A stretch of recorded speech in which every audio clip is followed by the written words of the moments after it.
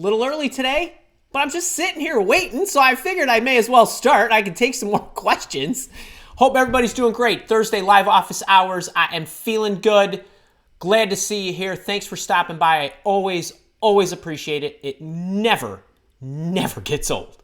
Okay, hey, get in the chat, say hi, let me know where you're from. I always like to know where you're from, what you need. Put some question marks in front of your questions. If you can squeeze in maybe what you do, that'll help me give you a more on-point feedback. Let me know if you're a business analyst, a project manager, an accountant, entrepreneur, coach, trainer, whatever it might be. All right, let's see. I got multiple chats going here at the same time, and I think my system, I got Matthias first. Kara Stacy, let me know if he's first. I got him at 9:22, and I got a question. Is it okay to send a LinkedIn request to your interviewers after talking? Recruiter, hiring manager, potential teammates. It seems that many career sites discourage this because it's too presumptuous. Matthias, that is a fantastic question. Let me pop it up here because look at this handsome guy. All right. I do not like doing this. I don't. I am all for building out our LinkedIn connections, our LinkedIn networks, and all that good stuff. And I'm a super friendly guy. And so when people send me LinkedIn requests, even when I was interviewing, I accepted and I always appreciated it. But most people are not like me, and I would not run the risk if I was you that I would start sending LinkedIn connection requests, invitations, or any of that stuff either before the interview or after the interview. And I would say none in any cases. A lot of times I'll say, hey, target a boss, target a hiring official, target a potential teammate, recruiter hunt, HR hunt, talent acquisition director hunt. I really don't care. But when you reach out to somebody, I would send them first I like to send them emails. But if you'd like to send them in mails and LinkedIn, that's cool too.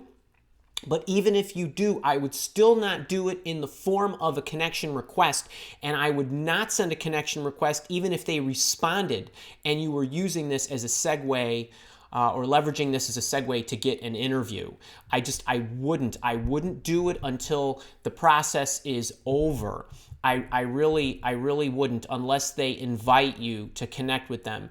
And most people, it's probably 50-50. They won't even care, but why would you take that chance, number one? Number two, what happens if they see your connections and then they informally reference check you with somebody you would not want them to reach out to? Things like that. I just don't like running the risk. And it is presumptuous. So I'd stay away from it. I really would. Final answer. Okay, hope that helps. That's a great question though. Jeff, how are you? Good morning. Andy, what are your thoughts on using the new open to work function on LinkedIn, the one with the green banner and your profile photo? If you already have answered this, let me know. I very much appreciate that. I have answered this before. It makes me want to vomit. It really does. Okay, not that you asked me that question. The fact that LinkedIn would even do this to you. You need to market yourself. You don't want to do anything outwardly that can pull away any leverage that you have. And I think you know what I mean by this. I just don't think it's necessary. And while, yes, I understand that if you do get engaged with somebody in an interviewing process, they are going to know that you're open to working and maybe that you're not currently doing anything, or maybe you're on the couch or unemployed or whatever. I just don't think it's a great form of advertising yourself. I think it looks incredibly silly. I would, if you have this green circle around your face, take it off. This is my personal opinion. Stand proudly. I think these kind of things have a undercurrent to them that just isn't cool. I just think LinkedIn is missing. I think LinkedIn is awful at its ability to be in touch with what's actually happening in the world. I mean this. I don't know where they get their information from. I don't know who they tap who they survey, who they interview, to find out what people really want or what they think people like. I've stopped responding to their requests for me to provide insight. I've tried to give them insight. I've tried to give them feedback. I think they're wholly out of touch.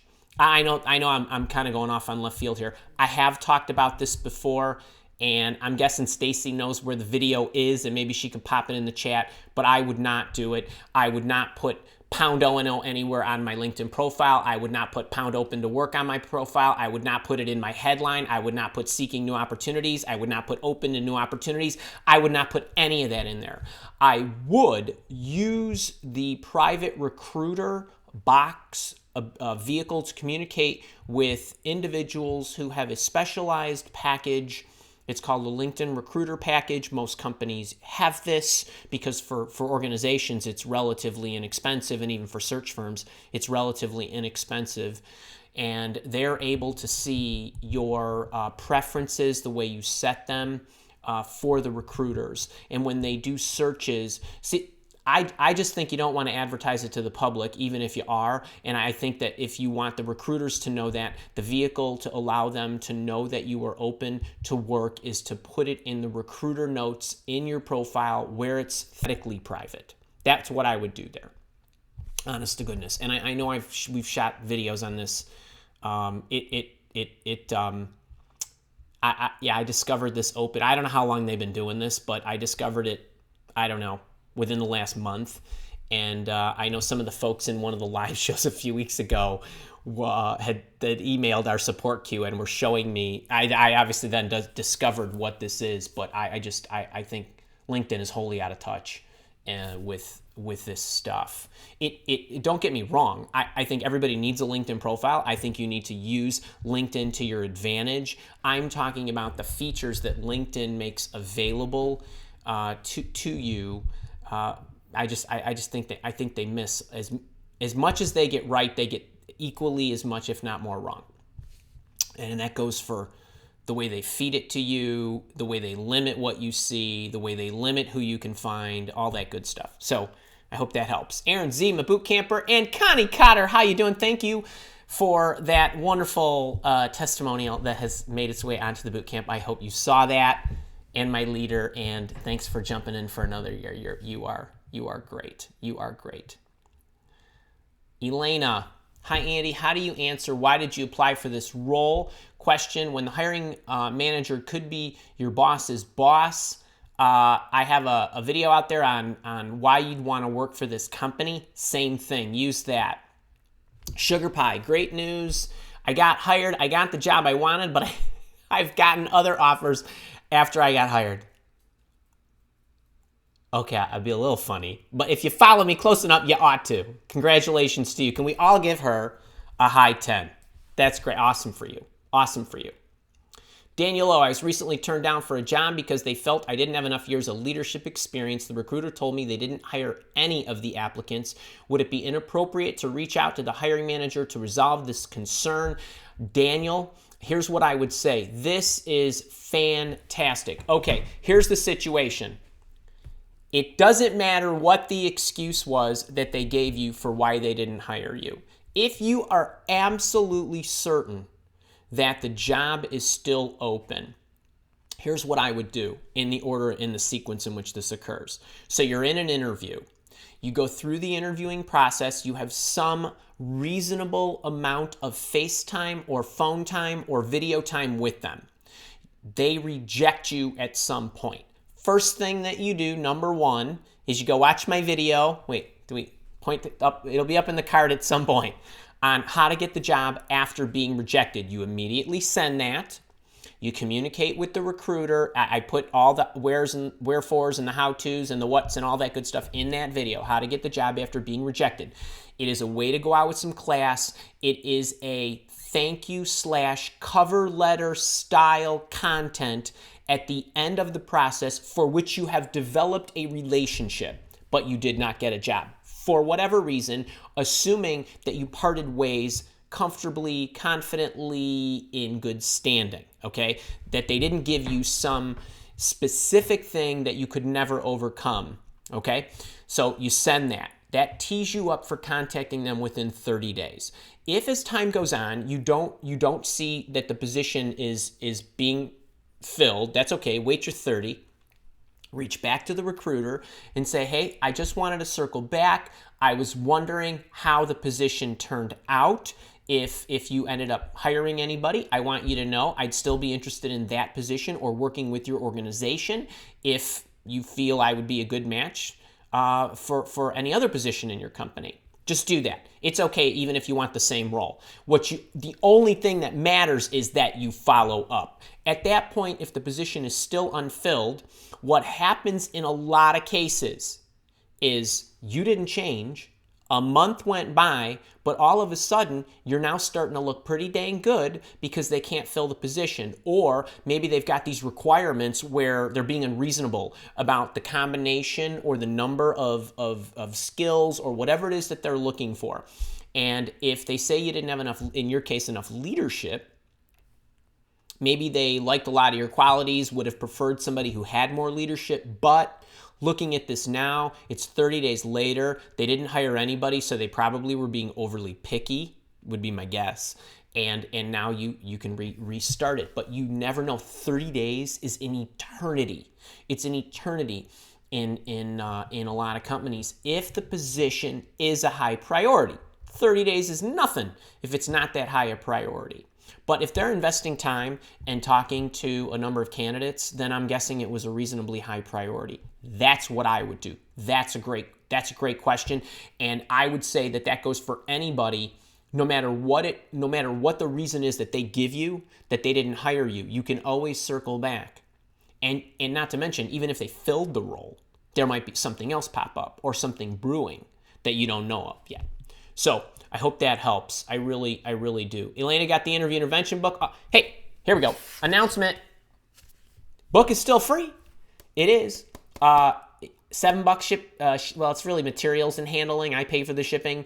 Anywhere in the world, we're still shipping them. We've been shipping them right through COVID, right through the pandemic, all that good stuff. You can grab this off the front of the Mile Walk Academy website. You get the ebook, the audiobook, and another ebook called How to Interview the Employer. 75 great questions to ask before you take any job. It is a sweet, sweet deal. Heck, the ebook on Amazon is $8.99.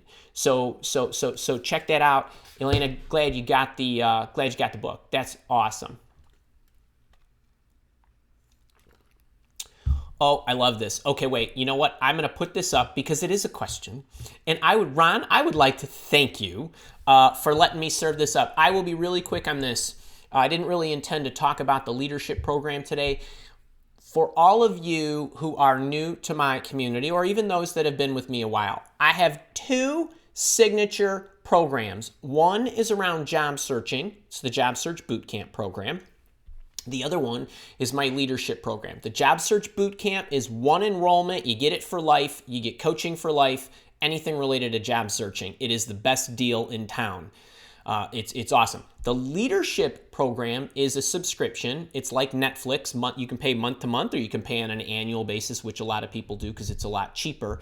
We talk about developing leadership qualities, high performance skills, enjoyment in your life, self-help related stuff. So it is about growing in your career and growing in your life and living a life to the fullest. We've talked about things like building confidence, mastering your focus, building great habits. We talk about building trust, giving presentations, how to develop your career, how to be a high performer. We've got a session coming up a week from tomorrow on designing the essential life. Why are we so stressed in our lives? Because we accumulate. I'm not just talking about things here, like my closet's got a lot of clothes in it that I don't wear, or my house has got a lot of stuff I don't use. But we take on different types of things in our career. We take on different people. We accumulate things, actual things. We accumulate, what else do we accumulate? Commitments. So I'm going to be teaching how to go, what the thought processes ought to be around how to design an essential life. I think I laughed when I was communicating this with my leaders. I said, this is not about being a minimalist, like throw all your furniture out, throw the kids out the front door and eat off the floor. This is about designing a fulfilling life where you're enjoying the things that are in it. Right? We get stressed because we get stressed for two reasons. Number one, our expectations of the world and the way the world is are not congruent, right? We think the world ought to be different. That's one reason. The other reason is we take on a lot of things, right? We get stressed out to the things we say yes to, rather than just saying no. And so it's all about that, but that's an example of it. And you can try it out for a month. When you get in the program, not only do you get the archives, which are amazing, like building your personal brand, telling your personal story, goal setting. There's a lot of really good, this is like the ongoing, college classes that you never got, that really are aimed at and designed for helping you build a great career. Ongoing, not just finding the job. That's the job search boot camp. The leadership program is about what you do after that. So it's really a lot of fun. You can try it out for a month. You can kind of poke around the place and see what's there. I give you my Career Accelerator program, which is I give it to you free. It's $400. It's a 5-module, right, program at crushing your first 90 days, prepping, planning for your promotion, and a bunch of other things related to my organizational tactics and all that stuff. It's really a lot of fun. You can try it out. It's $49 a month. If you want to go on a year, it's $297, so it's less than $25 a month on that package. And if you're in my job search boot camp, I give you a break on the monthly rate if you want. So would love to have you, and check it out. There is a great there's a reasonably new leadership page that's out there. There's a new video out there that you can check out. You can see what you get in there. It's really, really cool. But thank you for that. I really appreciate you giving me a few minutes to talk about that. Would love to have you.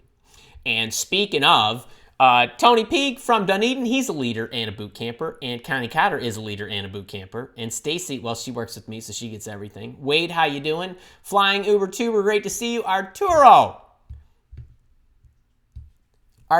is one of our boot campers. Hey, boot campers, use your hashtags. All right. Good question here. Andy, need a bit of a blurb for follow-up emails when I know a potential boss has seen an email and also when I do not know. Arturo, you use the same language. It's as few words as possible, and all you want to do is give them about a week or so, and you want to forward the email that you originally sent. Don't add a whole lot at the top, and just say, hello, so-and-so, I wanted to follow up on this once more to see if you might be interested in connecting on this. That's it. Nothing more. If they've opened, it doesn't matter. If they've opened it or not opened it, it makes no difference. The point of your follow-up is to make sure that you say as few words as possible. If they didn't respond to the first email, they don't want to read a lot more. The less you can say, the better. And Arturo, you are in the boot camp. There is a job interview mastery bonus in your portal, and the video that you want to check out is following up after a job interview. And even though this is in advance of an interview, I talk philosophically about follow-ups in general. So check that out as well. It's as few words as possible. You are not convincing somebody of anything, and they don't want to read anymore if they didn't respond the first time, no matter whether they saw it or not. Hope that helps. Christian, my boot camper, how you doing? Wayne's email, how much weight do you give in matching soft skills using JobScan? Do terms like reliable, consistent, verbal communication, work ethic, and so on need to be included in a resume? Wayne, check out my video on resume keywords versus buzzwords. That's the one you want. Hey, folks, I want to get as many of your questions answered as possible. If I've already shot a video that has the exact answer that I want you to know, I'm just going to refer you to the video. All right. Let's see, what is that? Oh, goodness. I got to put my glasses. What is that, like Willie JoJo? Oh, man. All right. Quit full-time job and went back to school full-time. Took a part-time resale job for some extra money while in school. Do I put that on my resume? Everyone I have asked says no. This is awesome. Now, I'm sure I've said something about this before, but I do like this one because this can be a little confusing. Now, if you have, let's say, and I don't know you, Willie Jojo. I don't know if you're one of my people or what, but you're in my community and I care about you and you're here and you asked a great question. If you went back to school, you went back to school for a couple of reasons, right? You either wanted to accelerate the career you were already in, right? So I'm an engineer, but I want to grow in management and I want to become more well-rounded to communicate more effectively with the leaders in the boardroom and whatever, and I went and I got my MBA. Okay, that people do that. Or maybe, some people do that part-time. But you want to continue down the path in similar fashion, okay? Or, you were an accountant and you suffered through the CPA exam, but you no longer want to be an accountant. You want to be a project manager. So you're going back for organizational management, some other stuff, project management, maybe some IT courses, and you're getting a wholesale another degree. Okay? What I would do in your case is I would not put the part-time work at the top so that it looks like you have this sequence and chronology where you have been continually working, because the retail job is about making ends meet. It's not about augmenting you as from a marketing standpoint to become more attractive to employers. What is going to make you more attractive to employers if you are going through the second scenario, meaning you went back for your degree to make a career change. What I would do is have the career profile up at the top, and then below that, I would actually put your education.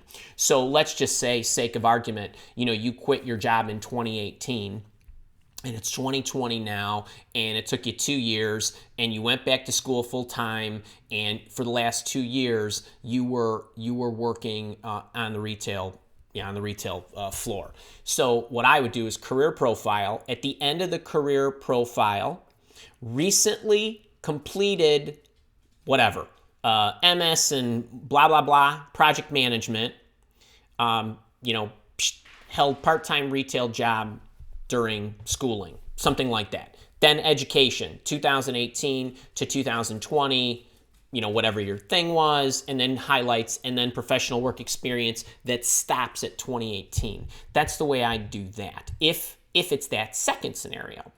And that's the way I'd go. People get that. People do this. I know we freak out when we're out of work for like 6 months or a year or two because it seems like an eternity. And when it's related to you not having income because you need to put food on the table, that's like suffering, right? But when you make a conscious choice to pause in the middle of your life to go do something that's putting you on a track where long-term you want to be there, that's the way to go, man. That is the way to go, because when you think, the longer term you think, the better off you'll be, the better short-term decisions you'll make. And it's coming out on Tuesday. I got a video coming out on Tuesday about 7 uncommon practices that build a great career. And one of those things is the longer term you think, that length eliminates risk. The longer term you think about your career and your happiness, the better off you'll be. Because even though you took a 2-year timeout or a 1-year timeout or whatever it was, 4-year timeout, you're going to be better off in the long run. You will. But that's the problem. People can't they can't think that long term, and they're impatient. So I wish you a lot of luck, and I hope you catch the video on Tuesday. It's going to be it's a great one, and I go through it's a lengthy video. It's about 36 minutes, but it really takes you through everything you need to. I mean, it'll be helpful. But I hope that helps. That's really a great question. All right. Buzzing on by. Pat Nealon, Bob, great to see you. Yolanda, Christian, my boot camper, happy to be back to the live session. Would be great to have your advice on how to find the hiring manager for a particular position posted in the website. Christian, for you, very quickly, Inside the job search boot camp, inside the module number 3, there is a lengthy demo on LinkedIn X-Ray using Google Boolean to target different organizations, titles, positions, and so on, using parameters we give you, and you kind of drop in some information here. That's exactly where you want to go. We give you the detailed answer. We do a demo for you. One of our boot campers actually did the demo. And if you got any questions, email support, email us in the comment section in the boot camp, and we will help you through that. But that's where you want to go. That's the module you need, or that's the session inside the module you need. This is a great one. You know what? This can be really confusing. I want to take a minute to answer this for Mahima. Actually, Mahima, are you one of my new boot camper? I think you might be my new boot camper. Like, you just joined this week. You know, but a bunch of people joined this week.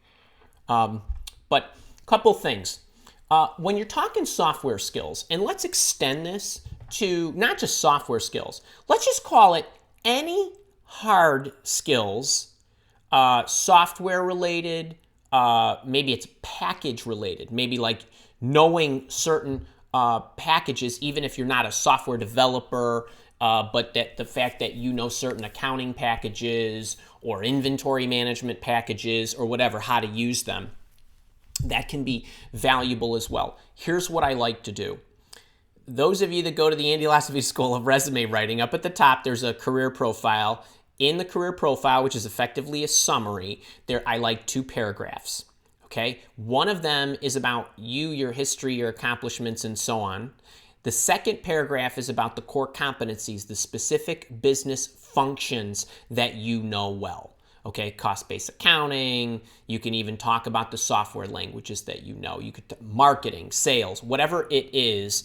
This is the stuff that the human eye would expect to see. The applicant trashing system, the ATS, needs to see. Okay, if you are a technologist, what I recommend is you put your skills in 2 places. That if they are the skills that are wholly required and of the utmost importance to secure the kind of job that you want, or to secure the specific job that you are applying to, then I like you to put, software knowledge includes expertise in software languages, including Java, C++, C#, so on and so forth, HTML, JavaScript, whatever it is. And then you list them. If you're a network engineer, certified in Cisco, blah, blah, blah, attaining CCIE, blah, blah, blah. You can put that in there, second sentence, second paragraph. Then what you can do, and you don't want to list the 18 different languages that you know. You want to pick the top few 3 or so that they're calling for, either in the job description or that for that position, that system engineering position, that developer, that whatever, they require these. Put those up at the top. Then at the bottom of the resume, after education, you can put technical skills, and then you can list them all out. Don't put them in a table, okay? Just list them. 1 comma, the next comma, the next comma, and so on. Okay? So that's something that you definitely should do. Don't take up like this much room at the top of your resume listing all the different technologies you know. You don't need to do that. It doesn't buy you anything, okay? Just pick the ones that they do. As a matter of fact, you know what? Can I interrupt this? I want to say this once, but I'm going to say it again because I got a demo for you. If you didn't get the memo on the 4-day resume workshop I'm having starting August 4th, you need to come. You need to come. It's going to be Tuesday, Thursday, the 4th, the 6th, the 11th, and the 13th. And I'm going to show you exactly how to write the resume, the whole thing. And in a little while, let's go another 10 minutes. I'm going to show you a demo of the freemium that I immediately give you as soon as you enroll. Okay, it's like a 12 or 13 page booklet. It's not just the resume template. That's so 5 years ago. This is what it is, what every section is, what you need to think about, the topics you need to include, and all that good stuff. That's right in the booklet. So I'm gonna show you what that is, but you gotta join me, and even if you can't make all the sessions, make the ones that you can. It's really gonna be a lot of fun. That's great. That's a great question. Oh, Eric, what's up with the chickens? You're gonna make me cry. We lost our favorite chicken a couple weeks ago, but we have memorialized her, Margaret, and we even have a little stone around the house. But the other three are still healthy and doing well. But thank you for asking. Kara, hey. Jess from Dallas. Hope you're okay in Texas. I know you guys are struggling. Elena from Italy. I am 100% Italian. Elena. Amber S. from New York. I'm a senior leader at a nonprofit. How can you explain to a recruiter that you are an executive leader doing COO type job without the title? Okay, this is going to be a short answer. It's a great question. So Amber, anybody, titles don't matter. Okay, I know you think they do, and I know you think it handicaps you. But if you are actually explaining something to a recruiter, that means you are actually speaking to the recruiter. You talk about what it is that you do, not what it is that you're called. That's it. As a recruiter, I look at different resumes with different job titles, and one company's senior manager could be another company's senior vice president. One company's COO couldn't be a team leader at other companies. So it makes no difference, and 99% of recruiters get that. And yes, there are going to be a few that are out there that are just, late to the game and they don't get it.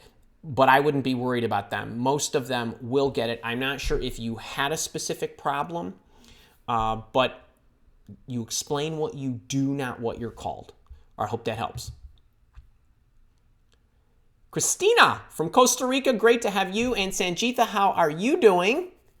We are safe and blessed. And Michelle from Vegas, hi to you. Wade Higgins, thanks for all your advice. Annie just got a job offer. Congratulations, time to resign. If former company asks what I am doing, how do I politely decline from telling them I'm moving to their competitor? Buddy, you scored. This is awesome.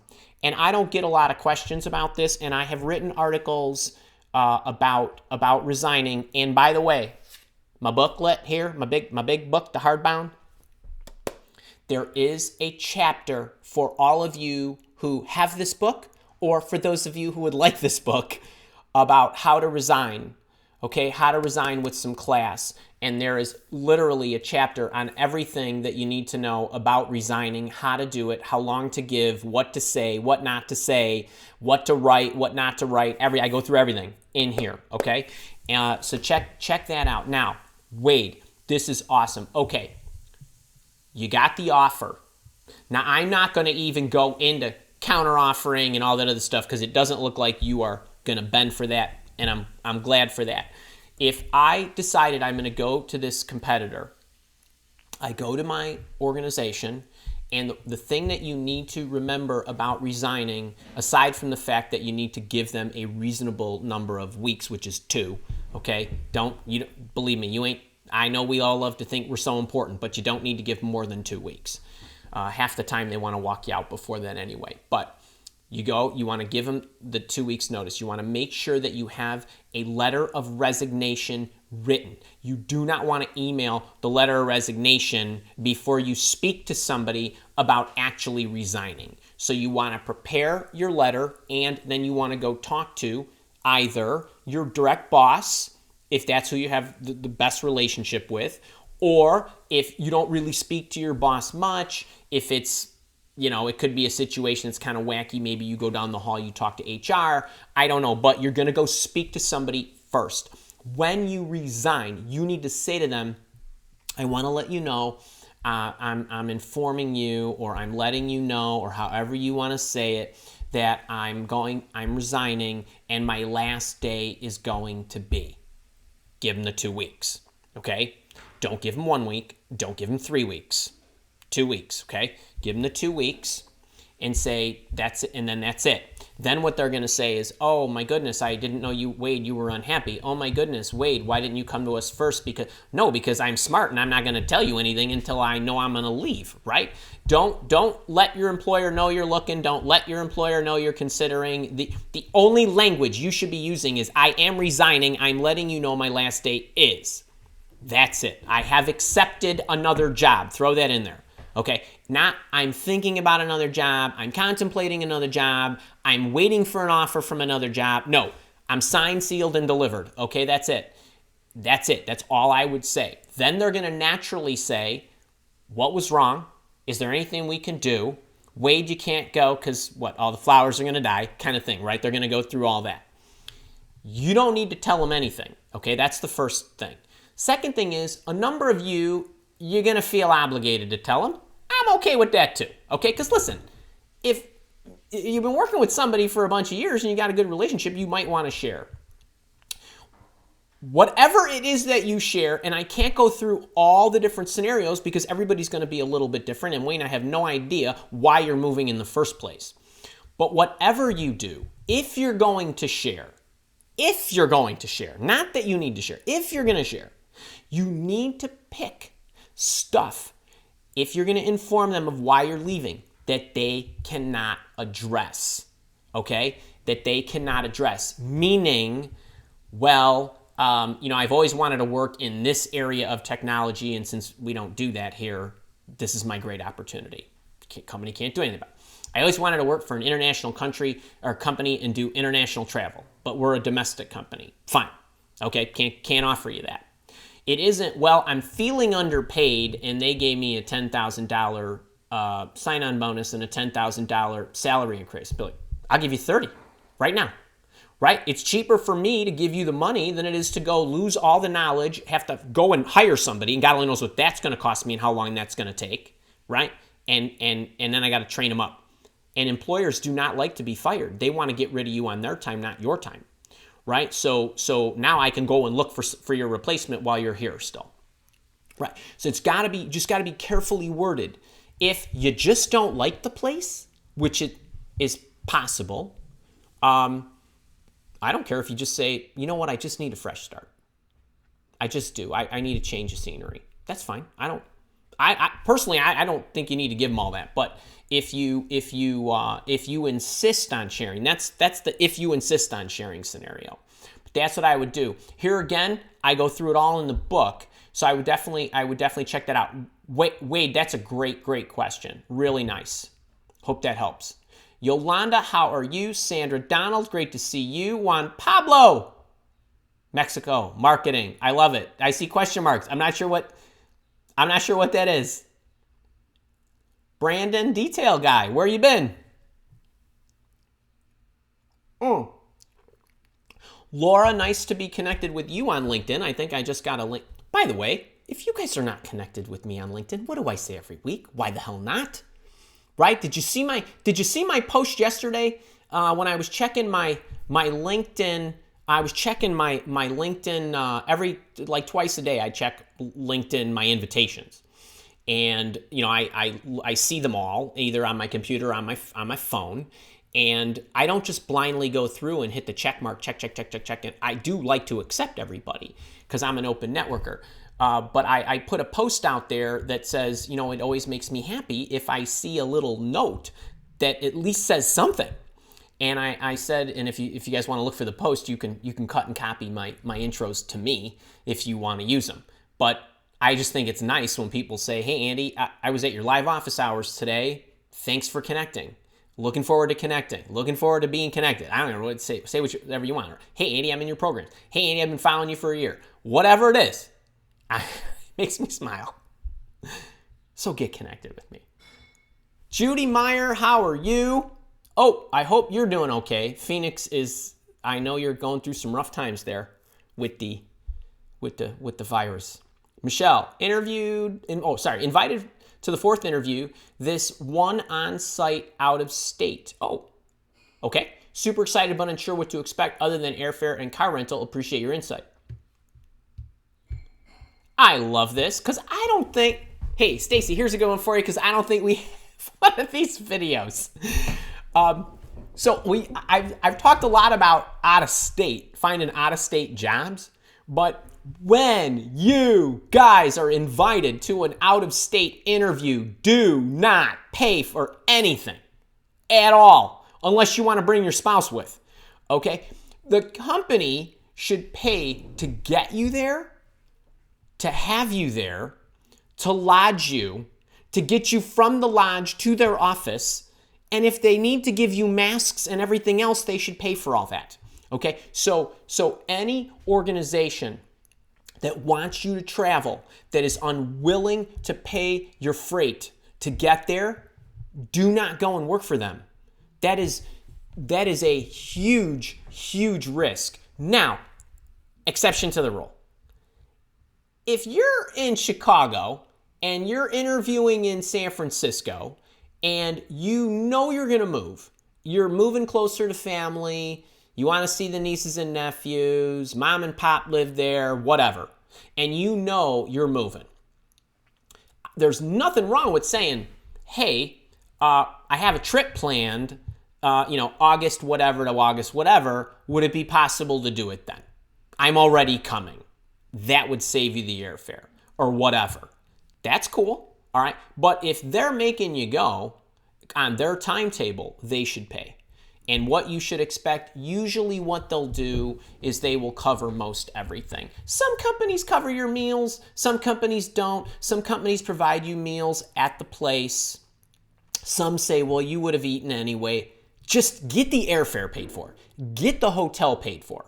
Get whatever commute you need. So if you got to take a cab or a Lyft or an Uber or the train or the bus or whatever, or rent a car, they should cover that. Michelle, it's great question. All right, you know what? 11:34. I got a gift to give you, and I want to let you know something I'm doing tomorrow. Okay, I said that I've got a 4-day free live resume workshop. Please do not buy anybody's resume writing program. Do not pay for a resume writer. Do not do anything until you take this. This is an entire course on how to write it, down to where to put the periods, okay? And sample structures and everything, okay?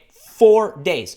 Now, when you sign up for this, I give you my resume content builder. Let me see if I can do this without mucking this up. Okay, so I got this booklet, and this booklet is, hang on, bear with me. I just want to make sure that I see what you see. All right, here's the freebie. So I give you this resume booklet. It gives you, kind of all the instructions and what's inside. This here is my my resume layout. For any of you that download my resume template and you're like, well, the template is not in English. This is called lorem ipsum. It is just a placeholder for you to type over and put your own stuff there.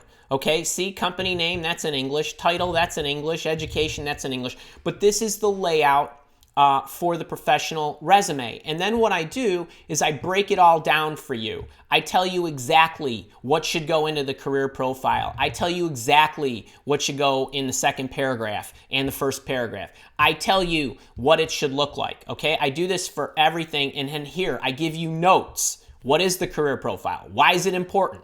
What does it do for the reviewer? How does it position you in the best light? Then we go on to the next section. Okay, we do the same thing. We go on to the next section. I do the same thing. I tell you, what does the reviewer want to know? What questions are going through their head? All that good stuff. I talk to you about the education. I talk to you about what extracurricular activities to put in there. Okay, and I give you my career achievements journal. Use this. There's like 14 or so really key areas to highlight so that you know what information that needs to be populated in the stories on the resume and in the stories in the interviewing process. Okay, so everything needs to be congruent between the way you advertise yourself, the details that you put in the resume, the details that you share in your interviewing stories. So that booklet that I just showed, that's free right now, no waiting, just sign up. We'll send it right to you. We'll give you insight into, oops, hang on, let's make sure everything is, we'll give you insight into the workshop, and then each day of the workshop, August 4th, the 6th, the 11th, and the 13th, I will email you a lesson. It's going to have some information like some of that I showed you there and some other editorializing that I'm going to do. It's all written, it's all packaged, it's really, really great. And we're gonna bang the whole thing out. So if you grab the resume content builder now, you can do your homework so that when the workshop occurs, and you come to the workshop, you'll know. Okay, that's how that looks. That's how that looks. You can write it while I'm talking if you want. So it's really, really cool. Now, one other thing. I don't know if you noticed or if you stopped by, but my boot camp is on special through August 14th, okay? I shot you, when did I do this, Monday?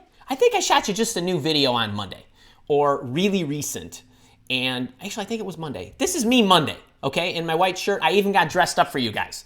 But there's a 6-minute, 46-second video that walks you through the program. There are a bunch of beautiful people, and I want to thank everybody who was texting me over the weekend and everybody who got their new jobs and all the testimonials and me hustling up saying, please for Coach, will you send me your testimonial really quickly? I know a bunch of you are doing your taxes or whatever, but the page is updated. There's tons of success stories. You can look at what's in the program. I'm not going to go into a big, long, kind of pitch and why I want you in this program, but it's all laid out. So check out the new page if you haven't seen it. One thing that I do want to call your attention to, I created, and it's out there, there's a look inside video. If you're wondering what the boot camp looks like exactly inside, I got a video for you. You can check that out. There's Larry. He got a new job last weekend. There's a whole bunch of really cool stuff in there. Sonia, she got her job last weekend. She started in the boot camp on the 11th. She starts her new job. Here we go. On the 20th. I mean, we had floods this week of people just coming in. Tomorrow, I want to mention this to you. Here's the next 3 live sessions. These are private boot camp or coaching sessions. There's different packages. This is the special price, and there's a bunch of other stuff. It's guaranteed. If you've already in the Mile Walk Academy, you can apply your job searching courses, whatever you paid, to the price of the boot camp. I got a frequently asked questions video. There's a whole bunch of really good stuff. There's a whole bunch of people shouting out about it and what their experience has been. But the reason I want to mention this today, tomorrow at 11 o'clock, same slot, tomorrow, I'm teaching them a 3-pronged technique to find the right trajectory for your search. So there's different ways that you can triangulate the direction that you need to take. And it gives you different vantage points, different viewpoints, and one of these, or all 3 of these, or 2 of the 3 of these are gonna help you get over the hump. They're gonna unlock your thinking. They'll get you unstuck. Okay. And the second thing I'm teaching is one of the coolest interviewing tricks ever. I've never said this publicly. I've only been teaching this one to my private one-on-one coaching folks, but I'm bringing it to the boot campers tomorrow, and it's a storytelling technique. It's not the one about getting them into the future. You got to do that too, but it's really, really effective. That's tomorrow. And then if you can't make the session, this is called a boot camp booster session. These are the private live coaching sessions that we have throughout the year. You get 2 forms of support. You get online support. There's about 24 to 30 of those booster sessions, the private group coaching sessions each year. And then you also get the online support with me. So if you're going through the program and you have questions, you can fill in your question and you can ask me. So the boot campers not only get all that stuff, they get the online support with me, they get the live coaching with me, they get all of that for life. So you have lifetime support, you have lifetime attendance, you have lifetime everything for one enrollment. There's no ongoing payments. So I want you to know that. Now, I know you're going to ask me about the resume workshop and how does that compare with what's in the boot camp. Well, the boot camp already has all that stuff in it. I'm bringing a piece of the boot camp out to you because I want everybody to have a good resume. I want to at least give you that level of advantage across all job seekers. I want you to have that. Anybody who's in the boot camp, you already have all this instruction. Anybody who is not yet in the boot camp, you will get all this instruction. And after I shoot the resume workshop, I'll include it in for the boot campers if they like to see it that way. I'm going through some repackaging of the boot camp product itself, but if you're a boot camper, you can have anything you want. All you need to do is ask me. And if you don't see something in the portal that you want, I just will add it for you. So we try to optimize it for the boot campers. We try to give them these extra workshops and packages and things like the job interview mastery. Some of you might remember that we did this back in June, I think that was. We did one in January. The job search challenge on a supported level is in there. This resume workshop will be in there. But we try to optimize it. But boot campers can come. Everybody, this resume workshop is for any of you to come, and it's more free time for us together.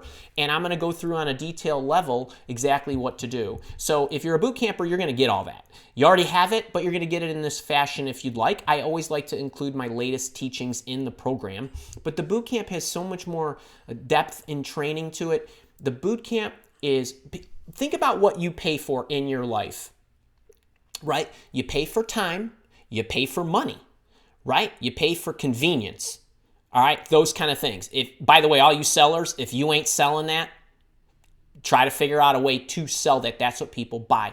When you get in the boot camp, not only do you get a deeper level of training, but what else do you get? It's all packaged. It's all in order. It's do this first, do this second, do this third. And oh, by the way, here's the booklet you need for that. And here's the template you need for that. Then do this second, then do this third. The organization, the structure, the convenience, all in one place, all in the right order, all the answers that you need. Me at your fingertips and me frequently with you every month. We get together at least once, sometimes twice, sometimes 4 times or 3 times a month. So you're not, and while we do this a lot on a free basis, but there's so much more depth in the boot camp, and I'm always going to answer your questions. So that's, I'm sure some of you are going to ask about that, but I like when I have these promotions, I like to do something for you guys so you can get a taste of what the teaching is like. And it seems like every time I do this, I take it down a notch, meaning I add a level of a deeper level of detail and gifts and other things. And I call that moving the free line. That's what we call it inside the Mile Walk Academy. But that, I hope you appreciate that. And I love having you. And if you can get in the program, I'd love to help you on the deepest level. And if you can't, I still love having you in the community. So if you got any questions, just let me know. And all you boot campers, you can show up. It's just more coaching for you. And what I usually do during those big events like that is we give the boot campers priority on their questions. And but believe me, it's going to be great. I hope you can come. I'm hoping Kara dropped the link in the chat. We've sent it to you in the Tuesday Digest. I think we sent it in your email this morning too, under the freemium. So if you got the alert about this, and this afternoon we'll drop you a little email about the boot camp tomorrow if you're interested. And you can see some of the stories, and you can learn more about the online support, the lifetime attendance at the group coaching sessions, and those other things. I don't think a lot of people understand that the thing is all packaged already. It's all immediately available. But the thing, you're going to have questions along the way. So that's why the support is so important. So you could try to piece it together from the free stuff. It's not easy to do. I know I give a lot away, but believe me, you will be shocked at how much more there is to know. So I hope that helps. And I appreciate you letting me, kind of go on about that. Stacy's telling me that I missed a question earlier. It was there, and I did see that, and it did disappear. But Luke was asking, my boss is taking a long service leave in 3 months, and I'd like to take advantage of the time to show I'm ready to fill the positions. Any tips to get ahead of his favored worker? Okay, so Luke, phenomenal question. The best thing that you can do is before he goes, I think you said it's a he, right? I like to take my boss. Okay, well, oh yeah, his.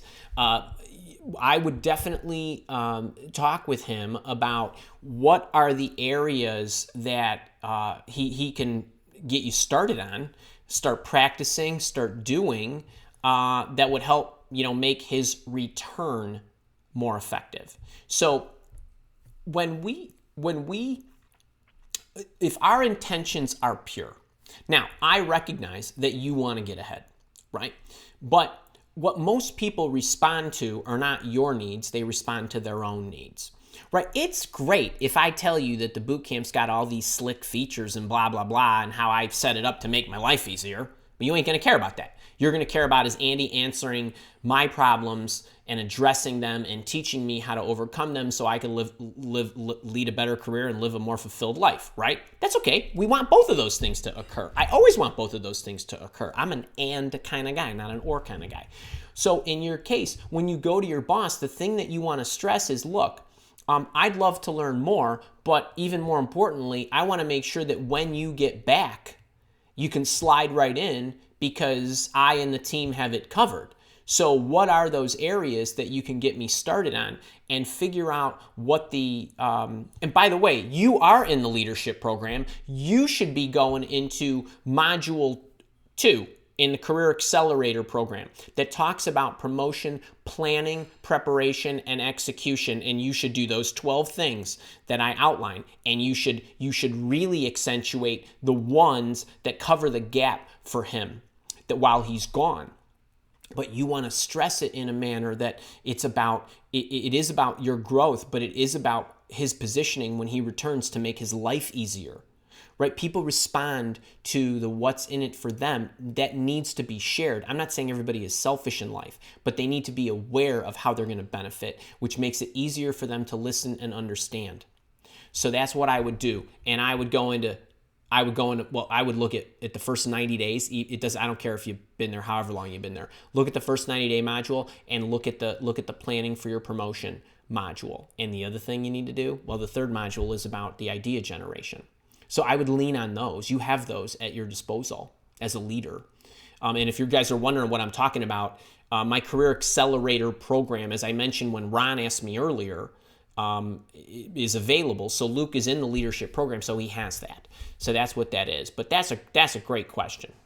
Hey, if you guys are loving this, if you're loving the fact that I'm having a full resume writing free online training program for you, click the thumbs up button. Share this with people. When you see the resume workshop announcements, share those. You're going to get a lot more traffic on your LinkedIn profile, that's for sure. And one other thing, if you guys are not following me on Instagram, I try to say this each week. I put one video out a week on YouTube. I put 2 a day out on Instagram. And they're square videos, they're 4x5s, so that I can put them into my IGTV, and they've got the headlines. So like this morning, or maybe last night and this morning, was like juggling multiple offers. And then I can't even remember what the other one was that came out this morning. But you can kind of just scroll through it, hit the IGTV button, and then scroll through, and then you see the pictures, and you see all the headlines. And you can kind of just zip down, and they're all between 1 minute and 5 minutes. They're great little sound bites, and a lot of them are clip outs from the shows. So we like to package these up for you because we realize you don't always have 90 minutes to sit around and hang out with me. So anyway, hope that helps. Love it. That was great. All right. Bethany, my boot camper from Kentucky. Great to see you. And DA, I remember you're from Sonoma because I love drinking wine. I really do. All right. CT, billing analyst with something like a staffing company. My stock is high with my assignment. Company was told hire or freeze. I'm not sure what the question is. If I find it later, I will pop it up. IDGIE Emma, I know that's Sue from Arizona. I do know that. And I haven't seen you in a while, so I hope you're doing well. Juan Pablo? Oh, here we go. After interview with recruiting director, I was told there might or not be another interview with the hiring manager. What do? You wait. That's all. No big deal. Don't complicate things. Don't stress about things. Just wait to hear. Great. I'm up for anything. I'd love the additional time to talk to somebody. You let me know. Don't worry about it. Ruth from New Jersey, great to see you. I am a seasoned executive assistant. How can I find the recruiter for a job I'm interested in on LinkedIn? Should I focus on connecting with recruiters in order to apply for jobs? Okay, let's get this one up here, Ruth. Ruth, I know what you look like. Where's your picture? I've seen it on LinkedIn because we're connected on LinkedIn. Hang on, let me just move. I got so many things going on my screen here. Ay. Okay. The easiest way is, there's the easiest way, and then there's the detailed way. The easiest way, if you're looking for a recruiter, and I, in your case, Ruth, would be looking for two kinds of recruiters. This is what I would do. By the way, I want to make sure that you all know I'm talking to Ruth right now, okay? Because Ruth was kind enough to let me know she's an executive assistant, okay? Now, recruitment firms, that's third-party search firms or staffing firms that support administrative positions. This is only for Ruth. This is not for everybody else. Or this is only for executive assistants, all right? Ruth, number one, I would check out the staffing organizations that do provide support for executive assistants, and I would get them your resume. I would reach out to those people. This is an exception to the Andy rule. I do not want any of you contacting executive recruiters except Ruth, okay? So Ruth, that's number one.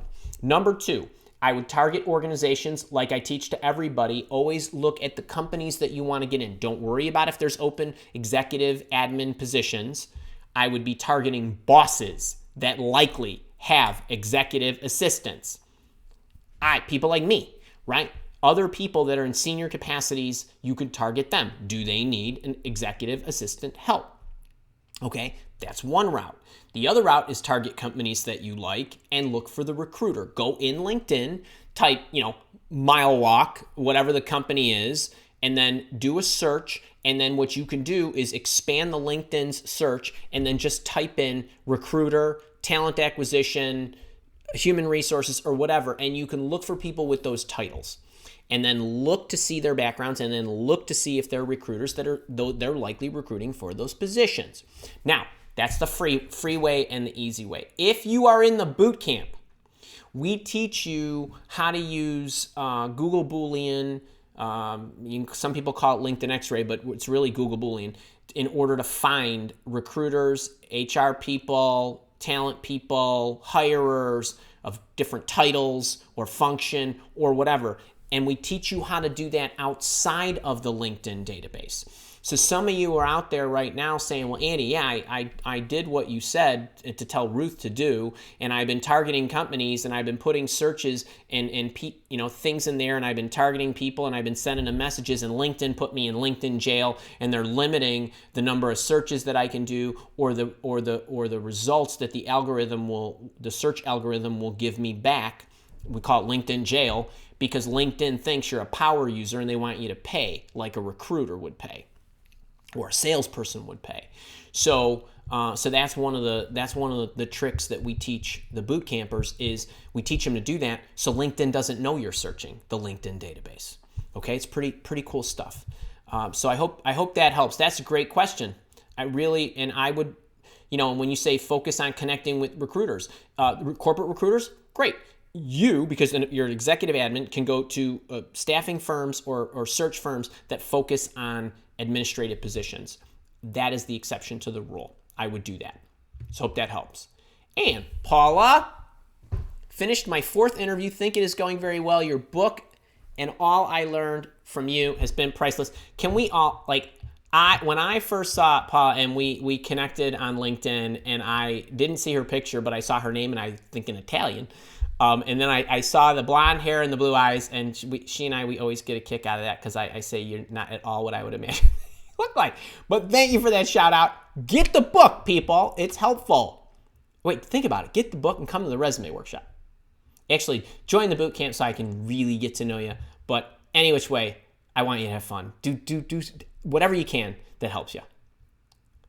Devlina, great to see you. I think you and I think that's you, are going to get together soon. Looking forward to that. Dean, my boot camper, great to see you. And Sangeetha, my boot camper. I am asked to email, how would you describe your ability to be a team player when confirming for a Skype interview next week? Tips, please. Let's get this up here. All right. Team player. This is, I'm going to give you a multi-use response. So if somebody wants to know an example of when you were a team player, if somebody wants to know an example of when you disagreed with somebody on your team, okay, so disagreement. If somebody wants to know how did you work toward a common goal when you had other playmates or other pieces or when you were part of a team or whatever, any variation of this, the response I'm about to give you is the one you need, okay? Now, what do teams do? Always start with the end in mind, right? Stephen Covey. Well, teammates work together to achieve a common goal, okay?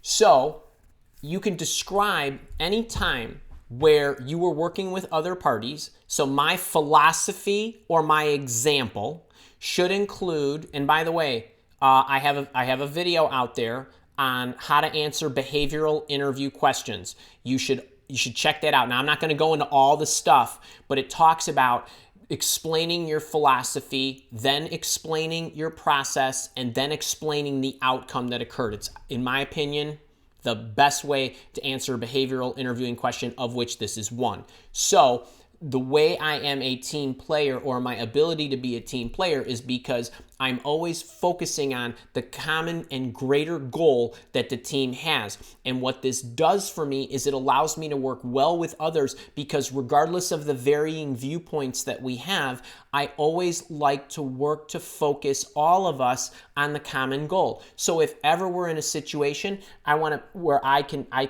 working with others, I want to look at it from whatever standpoint I am, whether I'm the leader or whether I'm part of the team, is are we assembled correctly? Is everybody focusing on what they can and contributing based on their skills? Are we complementing each other? And then if we ever, and if we are, that's great. And that's an easy way to be a team player.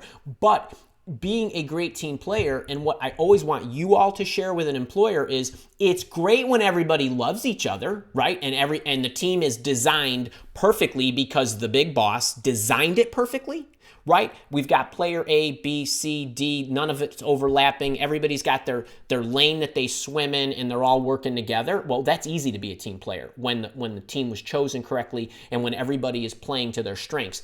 When do we run into problems? This is what you want to get into the answer. We run into problems when teammates start disagreeing, okay? So when people disagree, the best thing a team player can do is to step back, listen to the other party, think about, is there a way that based on your viewpoint, your opinion, my viewpoint, my opinion, that we can look at developing a solution, developing a process, developing a product, serving a customer, whatever the goal of the team is, that accommodates for the input of all parties in alignment with the common goal, okay? Because what happens is, I don't like you. You're irritating me. You're not carrying your weight. This is where we have problems, right? So I don't focus on that.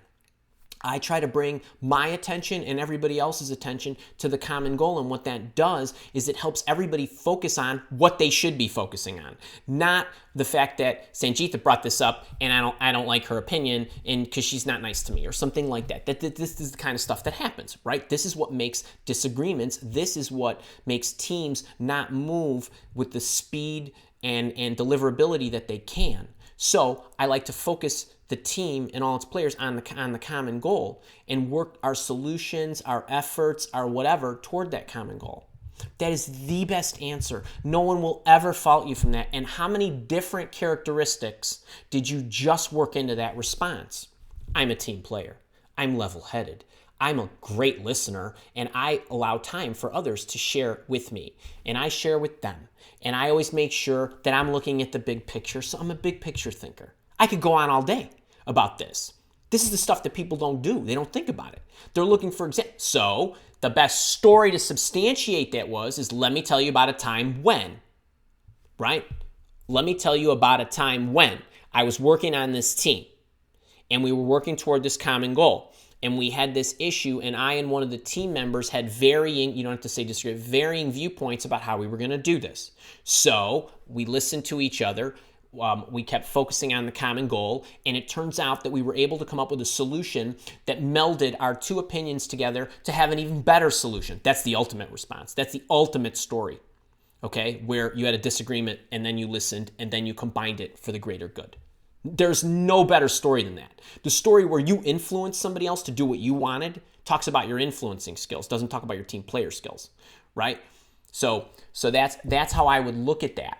Now, you can write that up. You could replay this all you want. You can take, my role play and my non-role play mixtures, and you can kind of cut and copy and put it together. But I think that is the way to go on team player. Believe me, there ain't nobody in the world that isn't going to love that. Okay, good luck with that. Lots of luck. Myron Grimes, how you doing? I thought about you the other day. I think I listened to one of your little MP3s or something. Jeff, you're welcome. Wade, I think I got that. Frank, my boot camper, how do you? And Beth.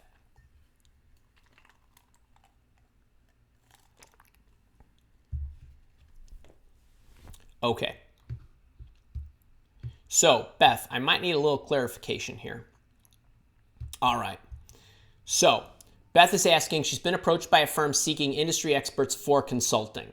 Found me on LinkedIn. Should I add consulting to my profile while I'm searching for a full-time role? Any downside? Now, I want to fill this in a little bit. I'm assuming, and I know you only get 200 characters or 250 or whatever the thing is. I'm assuming what Beth means is a consulting company contacted her because we're a technology consulting company and we work in the healthcare space because we set the networks up for them, and we're looking for nurses. We're looking for healthcare administrators. We're looking for whatever. Or we're developing accounting, we implement accounting software. So we're looking for people who have accounting. So that's what she means by industry experts. Now, Beth, I can't remember. I'm assuming you sent me your story, but I can't remember all the specific functions that you have in your background. But whatever they are, if you have not consulted yet, then you don't add consulting.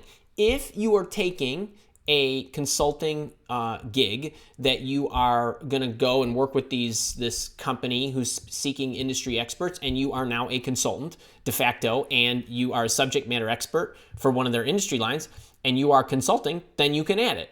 So I don't think that is any downside. And I, as an executive recruiter, when we look at LinkedIn profiles, or we're looking at when we're searching for somebody, and if I was searching for somebody for a full-time role, and I came across your profile, and I saw that you were working for a consulting firm as a consultant, as a contractor, and you'd only been there 2 months or a month or 6 months, I would call you right away. Okay? No deterrent for me. If I see you're on a contract, I know you're mobile. So here's what you got to recognize. How does my entire package look? So folks, this is really important. Beth, this is an awesome one to serve up. When you guys ask me questions like Beth did, like, should I put this right here at the top? Is this what I'm doing most recently? Or, hey, I started my own business. Hey, I'm consulting on the side. Hey, I'm worried. Hey, I actually want to be a consultant. Recruiters look at your whole profile. So I don't say, oh, well, Beth is contracting right now. Now, if Beth is contracting right now, and then I look below it and it says contractor here, contractor here, contractor here, contractor for the last 20 years, now I'm reluctant to call her about a full-time position, although I probably would anyway, okay? Because maybe she's tired of consulting and wants a full-time home. Or maybe I network with her. And contractors, They want to know executive recruiters, okay? So I reach out to her. But I'm going in with this from a standpoint that she's probably not going to want to do this. Now, if I see, Beth worked here 5 years and here 6 years and here 4 years, and she happens to be contracting, that to me is up 99% chance she's in between. It's not like she wants to go make a career out of consulting. If I got a great full-time gig for her, I'm calling her right away. And as a matter of fact, I'm calling her pretty enthusiastically because I'm guessing if this job is really good and she happens to be consulting at the moment, she would drop that and she would come and work with me or work with my client. So, or at my company. So that's how I would do that. There's no downside to that. If I read what you're saying, and I know I know that you are looking for a full-time role because of what you just put there. So that's really important. When all you guys got to know that when a recruiter looks at your profile, do not sweat the fact that you had a bump. Do not sweat the fact that you've been out of work for 3 months. Okay? They look at patterns. If they somebody's working for 20 years is entitled to a hiccup, right? Or 2. So it's like 5 years, 1 year, 5, 6. Like, I don't really care about that. That's an anomaly. Same thing if it's at the top, meaning reverse chronological, meaning current state. So just keep that in mind. Holistically, what's the story say? That's if they're looking at the LinkedIn profile, okay? Because they're looking at it really fast and they're not reading the whole thing, but they're looking for dates, right? Like, hey, what's the trend here? Beth, I don't think you have anything to worry about. I don't think there's any downside to that. Okay, that's really a great one. What's that COVID testing fever? Ashish, hi, love your videos. How to make a resume that helps transition to a new role instead of one you are working at if you especially don't have a lot of work experience. Check out my Career Changer playlist. I go into all that there. Cynthia Bunch from Virginia. Capable of more than my resume experience shows. How can I convey this? Well, I'm going to tell you that the fastest way to get what you want when you think that you're worth more than you can put on your resume is, number one, take a closer look at what you're putting on your resume. Okay, that's the first thing.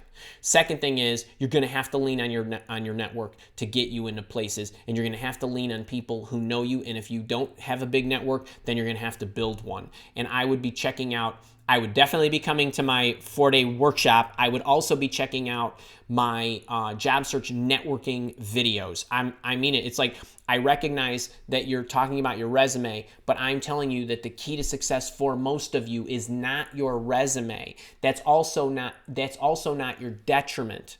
Okay? And the more senior you are, the less influence the resume has on your attainment of your next role. So it's the networking, it's the job search challenge stuff. If you don't know what my job search challenge is, head over to the Mile Walk Academy website and sign up for that. And that will help you generate leads. Bethany from Sarasota, my boot camper, and I think you're in the leadership too. Riaz, happy to be here. I'm happy you're here, man. Can't wait for your yeah. That resume workshop's gonna be really good. I'm telling you, if you guys, you gotta come. You gotta come. If you're in the programs or not, it makes no difference. Even if you're not really searching that hard or searching at all, it's just great to have it and know. Maxim got an offer to move to another country. Stacy, can you please get a snapshot of that? That is awesome, my boot camper. Everything seems reasonable and comp is almost good. We'll negotiate. Good. How to overcome the fear of change. It paralyzes and makes me doubt. Max, are you in? I can't remember if you're in my resume program, or my leadership program as well. Here's what I would say. If you're in the leadership program, I need you to check out the confidence building session. Even if you are in the leadership program, I would check out my video on how to get over your fears. It really, the fear of change is a fear, and I go through it, and I do it with a baseball cap on and a sweaty t-shirt. So check that out. I think you will. I think it will help. Laura Cobb, what's up to you, my Chicago friend? You are Used lead feeder program and made contact with someone who then asked for my resume and put it in the direct hands of the hiring official. Looking good. These programs okay. I don't even know what lead feeder is. And I'm not embarrassed to say that. I know a lot about a lot. I've never heard of that. So I'm wondering, I don't know what that program is, but I will check it out. And I wish I had a better answer for you. Farheen, what do you say to recruiters who connect on LinkedIn but then say something general like they look forward to our application for that job? I'm not even sure what you are referring to. Recruiters that connect with you on LinkedIn are connecting for one of two reasons. Number one, they just want to connect with you. They liked your background, or maybe they think you got a good network in the field they're in. Or number two, they've got an opportunity that they want you to fill at their company or at their client's company. So I would just say, I'm not sure what you're referring to, but I would love to get connected if you have opportunities you want to discuss. That's it. That's all I'd say there. Sumia. Hey, Andy, Carrot, Stacy, in the resume template, I need to add a picture of mine and my nationality, nothing more personal details. Where can I squeeze these in? Okay, great question. Everybody. So the Andy LaCivita template that you just saw, hang on, let's zip this sucker back up. All right. For those of you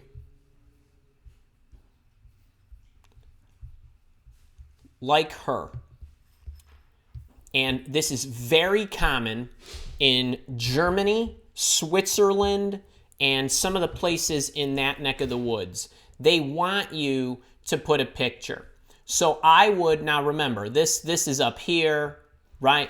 This bar here, I would make real estate right here for your picture, okay? This is what we've been doing, and it's been working very successfully. Actually, one woman, Rachel, who was on, I don't know what was, I zipped through my bootcamp page, one of her testimonials is up there. She's actually got testimonials on my bootcamp page and my leadership page, but we worked on her resume and we made it one page. She is a very senior financial services executive, and we put the picture right here. The career profile, we chopped a little, so it's not all the way across the page.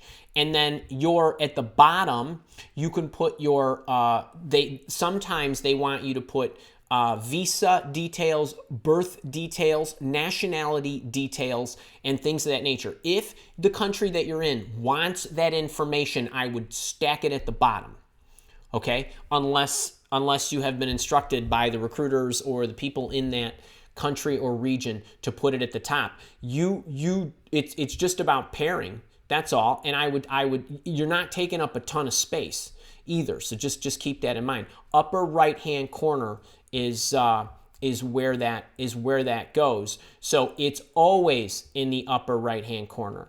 Okay? That's where people anticipate to find it. So if you have to put a picture on your resume, put it in the upper right-hand corner, slide the career profile over, wrap it a little bit. Okay, and you could put your name up above the picture, or you could put your name in the center and your picture way at the top. Either way is okay, as long as it's there. Put a colored picture and make it your face. Make it like this. Hey, let me see if I can. This is one of the best pictures that you can. This is the way I would do it. So this woman, in fact, did this. We did this for her. She went from South Korea to Germany. This woman, see that headshot right there? I would do it just like that. I would make the background white, or you can make the square, you can make it square if you want, but I would try to keep a white background. That looks best. Okay? And you see how her face is flush in the picture? That's how it should be. Okay? And that way, number one, they're seeing just your face. Don't show them a lot of your body. All right, I know I'm getting into the details here, but I think it's really important that you know that you don't need this down here, okay, or up here. Just kind of get your, get it quite high. Okay, I hope that helps. That's a great question. And a lot of you face that.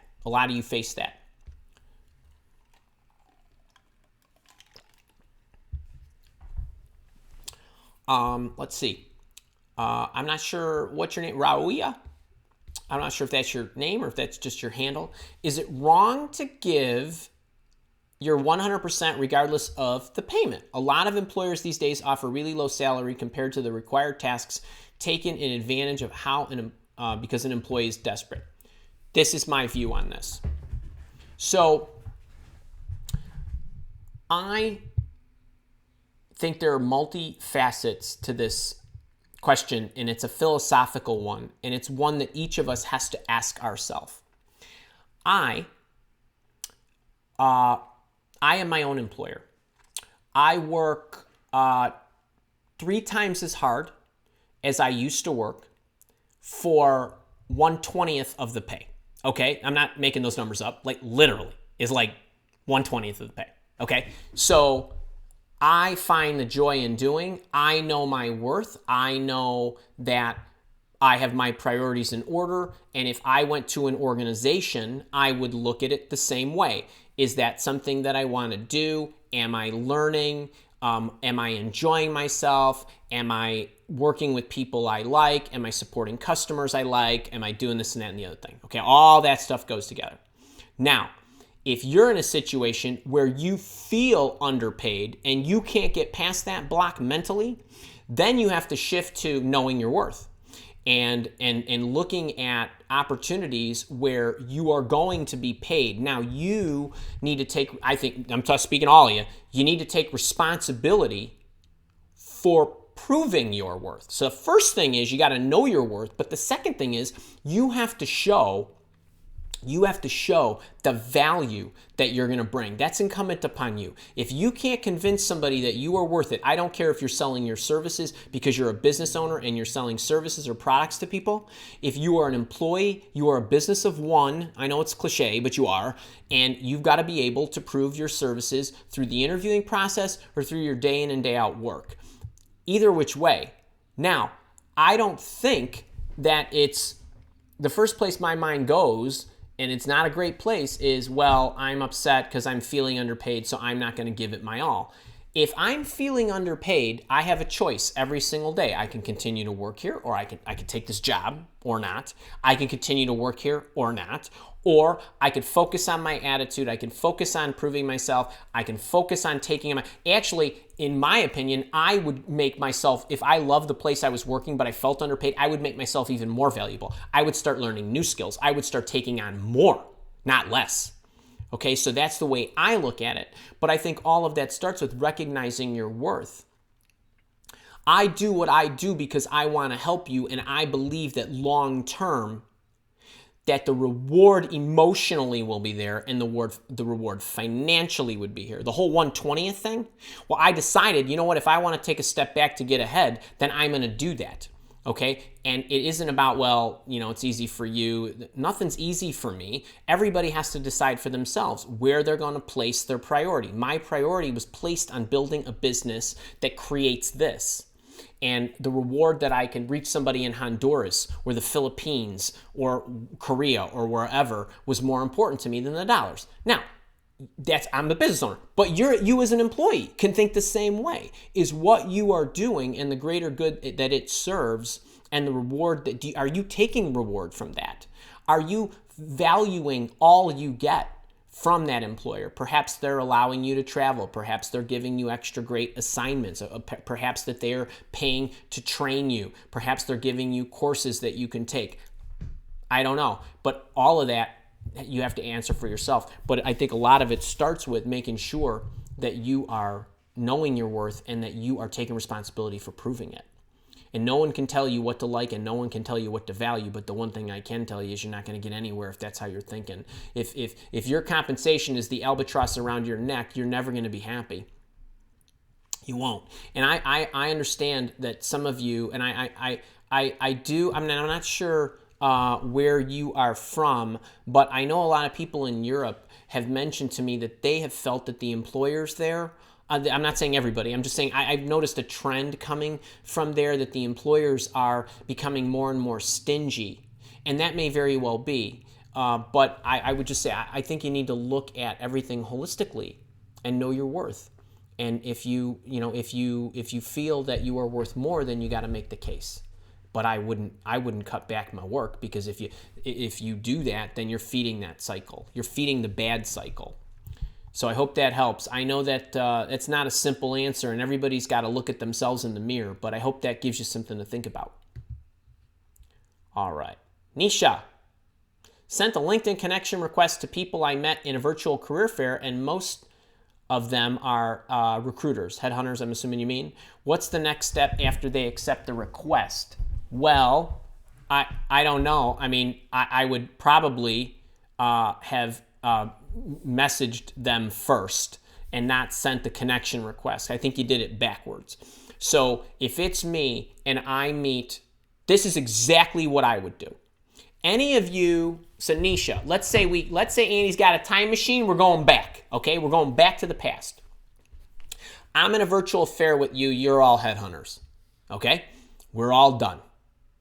I got your emails, I got your whatevers, I looked you up on LinkedIn. Hey, Mrs. Headhunter, I'm Andy. I was in that virtual career fair with you. I really enjoyed it. I hope you did too. I wanted to reach out to you to see if we can get connected on LinkedIn. I recognize you are a recruiter. I'm assuming that you're recruiting for positions. I'm guessing you could use my network if you want to get connected. I'd be happy to share it with you, and I'd also be open to a phone call, and you could let me know what kind of positions you recruit for, and I'd be happy to give you all the names of the people that I know. That's the message, okay? It isn't, hey, I need a job. It's, what can I do for you? So that's the message that you send. And hey, and I'm also happy to share my background if I fit any of your needs. But either way, I'd love to connect. Something like that. You have got to, I promise you, the universe knows, and your luck will change when you focus on helping others first and what's in it for you second. You don't believe me? The free book that I get, this book, we lose our shirts on getting rid of this book, okay? So I had to buy the book. We had to manufacture the book. I have to store it in a warehouse. I have to pay the service fees. I have to pay the envelopes. I have to pay all that stuff, and we shoot it out into the world, okay? And we've been doing that since April 2018. All right. My royalties on the book for people who actually buy the book are 10 times what they used to be before I gave the book away. Now, this book, I pay a lot of money, and some of you could say, well, that's marketing, and it is. But a lot of people don't buy the programs, they just take the book. But I know that there's goodwill that goes out into the world, okay? And it will catch up with me somewhere, right? I'm gonna give you a 4-day free workshop that's, I don't know, let's call it conservatively 10 hours of time. Give it all away, thousands of people will see it, but thousands of you won't jump in that's okay. I don't even think about that. I think, put the gifts out, and those who need me will find me. And a lot of times, because I'm in that motion constantly, then good things happen. Well, the same thing happens for you if you're job searching. If you sent 10 messages a day to people and just said, how can I help you? I mean, you know what I mean, targetingly, or in a targeted fashion, right, with some intent, and actually meant it, I'm guessing you'd have all kinds of job offers flying out of your pockets. You would, because you're putting yourself in a situation to let serendipity happen to you, right? I think we released a video on my Instagram page about, should you filter out third-party recruiters? And my message, somebody asked me that question, like, how do I filter out and say no? And I was like, you never say no. You get on the phone right away and you talk to them and you give whatever. What can I do for you? What positions are you searching for? Let me see who I know. And you give them people and you give them names. That's your gift to them. And good things will happen to you. But most people think, well, this recruiter contacted me because they need something, or this job that they're looking to fill, I don't look anything like that. What are they thinking? That's the wrong mentality. Okay? It's, oh, there's an opportunity to talk to somebody and help them. Now, don't get me wrong, you got to weigh all the time in your life, but if you're in job search mode, every inbound call that comes to you is an opportunity. And I'm not talking about shoving your resume on Indeed and the 50 inquiries you get a day that are coming from automated systems that haven't looked at your resume but saw some keyword or have some researcher auto sending emails. I'm talking about an inbound inquiry from a company or a recruiter or a friend or whoever that would be smart to get connected to. It's about the art of the possible, but it's also about you helping first and having that mentality. Change your life. It will. I promise you. All right. Tom Phillips is helping. Christopher Hall, how you doing? Oh, thank you for that. Love the book. Miss Marie from London, my boot camper, how are you? Beth McKenzie, my second book was Out of Reach but in Sight, and wait, Beth, can you do me a favor? Can you go, by the way, guys, I know I don't ask you guys this at all. I give this book away free, okay? But I also give the book that Beth mentioned, Out of Reach but in Sight, I give that away free. I don't even ask you to go on Amazon and write a review. Just write an honest review. It's helpful, for others to see. And what happens is most people will get the book, and I get you're busy, but if you got a moment, just write a one-liner, write a 10-liner. Has the book helped you? How might it help others? Share it. I do this with every free book that I get from folks that I pay $6, $10, $13 or whatever, and they ship it to me. I go through it and I put a review out there on Amazon because at least it helps them in that fashion, especially if I haven't paid for anything. It's just a way of giving back. Just the universe knows. But Beth, if you love it, I want everybody to know that book is available. And it's a motivational book around goal setting and getting everything you want out of life and having fun doing it. And you get the audiobook and you get the ebook, just like the interview intervention package. But Beth, if you got a few minutes, or anybody who's gotten that book, get on out to Amazon and just pop a quick review, please. It's really helpful. Okay, love this question. AS, I wish I knew your name. Are companies paying less during COVID? I've had 2 job interviews that turned into offers where both companies offered less than I currently make now, way less. They also didn't negotiate much, 2 to 5%.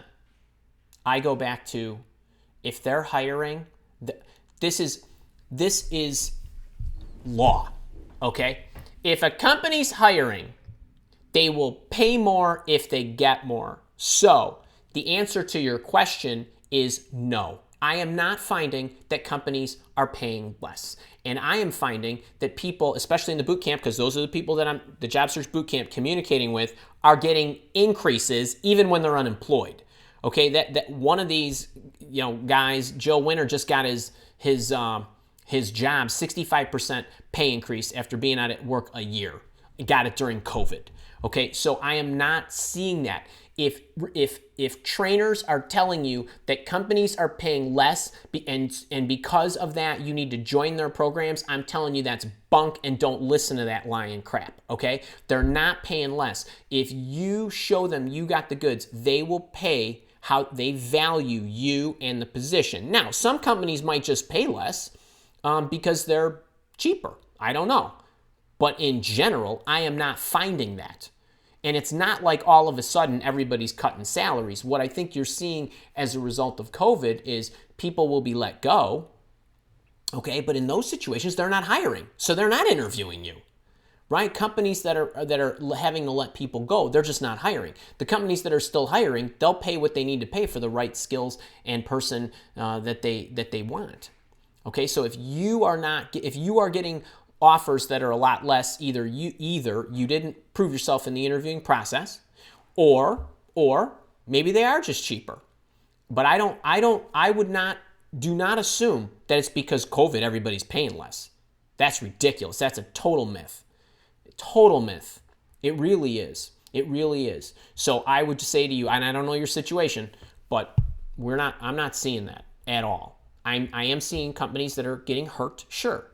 That doesn't mean everybody's paying less all of a sudden. It's true. I'm telling you. Believe me on this one.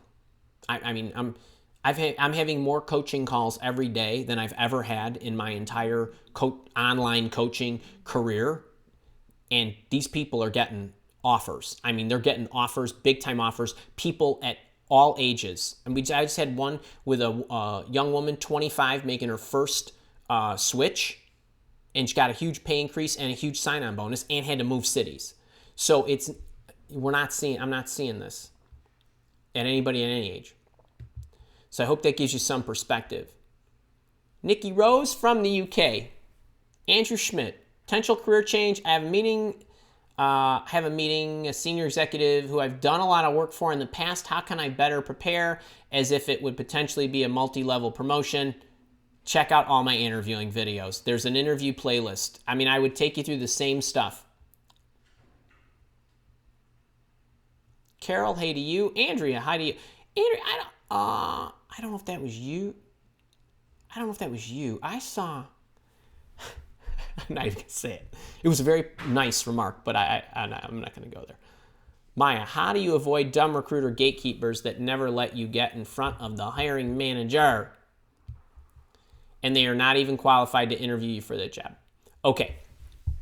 So first thing is, how you set the table for yourself matters. So if you boss hunt, if you don't know what my boss hunting technique is, just go to the channel and look for it.